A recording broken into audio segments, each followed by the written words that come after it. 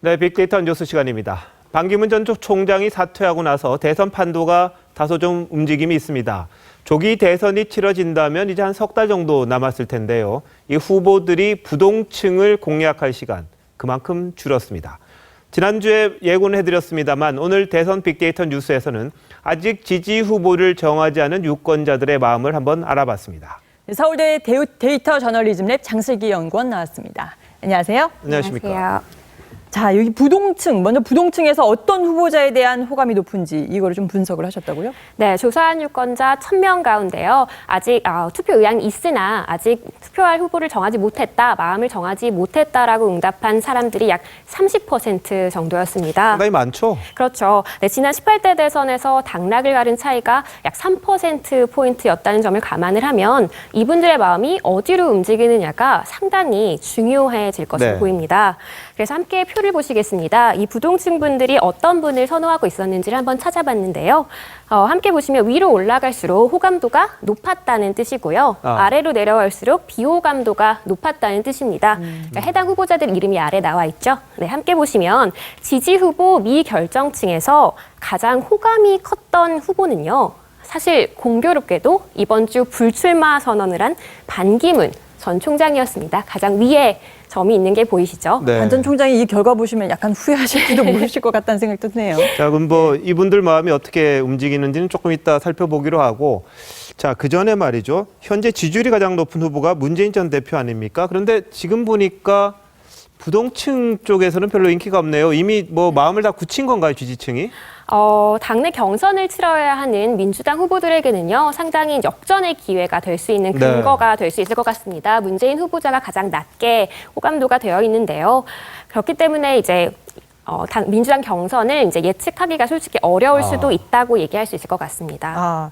지금 민주당 요쪽 내에서 보면 지금 문재인, 이재명, 안희정 여기 민주당 후보들 중에서는 그래도 안희정 지금 지사에 대해서는 부동층의 호감도가 그나마 높은 편이에요. 네, 최근 지지율 조사에서도 안희정 지사에 대한 호감도가 상당히 높고 그다음에 지지율이 굉장히 가파르게 상승하고 있잖아요. 그러니까 아직 마음을 정하지 않은 유권자들 사이에서도 안 지사의 호감도가 상대적으로 높게 나타났기 때문에 앞으로 이런 상승세가 계속될 가능성도 있어 보입니다. 자, 그러면 참 궁금해지는 게 이제 좀 재밌어지는 게 민주당 경선에서 아무래도 문재인 전 대표하고 지금 안희정 지사하고가 뭐 뜨겁게 붙게 되지 않겠습니까? 그럼 지금 부동층을 갖고 있는 안희정 지사가 문재인 전 대표를 역전할 수 있는 기회. 이걸 보면 좀 가능성도 뭐 아예 없다고 볼 수는 없겠네요. 네, 그래서 이번에는 문재인 전 대표와 안희정 지사 후보가 딱 둘뿐이라고 가정을 했을 때 네네. 문재인 후보를 지지하지 않고 안희정 후보를 지지할 사람들이 어떤 분들인지 한번 살펴봤습니다. 그러니까 사회, 경제, 안보 측면에서 9가지 정책 이슈를 가지고요. 판별 분석을 해봤습니다. 그러니까 저희가 좀 정리를 해볼게 조금 헷갈릴 수 있는 부분이긴 한데 후보자의 정책 성향이 아니라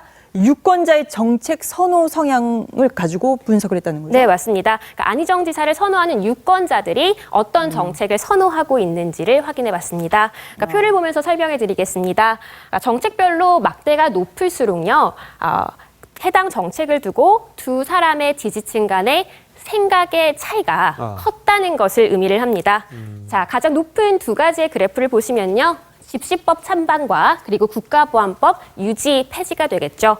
그러니까 두 지지층 사이의 의견이 가장 극명히 갈린 이슈가 이 두 지점이라는 겁니다. 그러니까 그 얘기를 해보자면 마스크를 쓰고 집회에 참여하지 못하게 하는 새로운 집시법을 지지하는 사람일수록 또 국가보안법을 평소에 유지해야 한다고 생각하는 사람일수록 문재인 대표보다는 안희정 지사를 지지할 확률이 선호할 확률이 높다고 얘기할 수 있을 것 같습니다. 그러니까 아무래도 문 전 대표의 그런 안보관이라던가 아니면 강경한 운동권 이미지에 거부감을 갖는 사람들이 안 지사를 선호할 수 있는 가능성이 높다고 하는 거겠죠.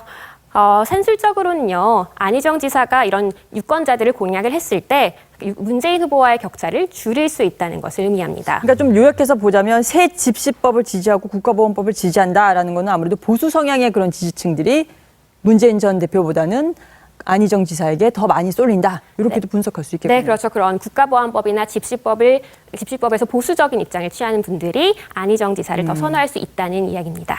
자, 그럼 조금 밀어놨던 반기문 전 총장을 지지하던 부동층, 이분들의 마음이 어떤지 좀 알아볼까요?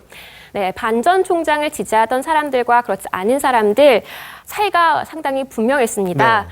그래프를 함께 보실 텐데요. 이 그래프에서는 막대가 길면 길수록 보수적인 성향을 띠었다고 보시면 되겠습니다. 반 전 총장을 지지하는 사람들이 빨간색으로 표시되어 있는데요. 어떻게 보이시나요? 뭐 상당히 보수적이라고 봐야 되겠죠? 네, 반 전 총장을 지지한 사람들의 막대가 훨씬 더 깁니다. 즉, 더 보수적인 사람들일수록 반 전 총장을 지지를 많이 했다는 건데요. 그래서 이번에는 보수 진영에서 출마 선언을 한 바른정당의 남경필 지사와 유승민 의원과 비교를 한번 해봤습니다. 네. 함께 보실 텐데요. 모든 정책에 대해서 반 전 총장을 지지하던 사람들이 보수 성향이 훨씬 더 강합니다. 하얀색 그래프가 반 전 총장 지지자들을 나타내는 그래프인데요. 그렇기 때문에 반 전 총장을 지지하던 사람들로선 남경필 지사나 유승민 의원보다도 좀 더 보수적인 새로운 후보를 찾으려는 그런 가능성도 있을 것 같아 보입니다. 네, 아무래도 통진당 해상 같은 뭐 이렇게 보수적인 그런 성향들이 좀 나오면서 황교안 대통령 권한 대행에게도 조금 움직임이 있는 것 같아요. 이런 부분들이.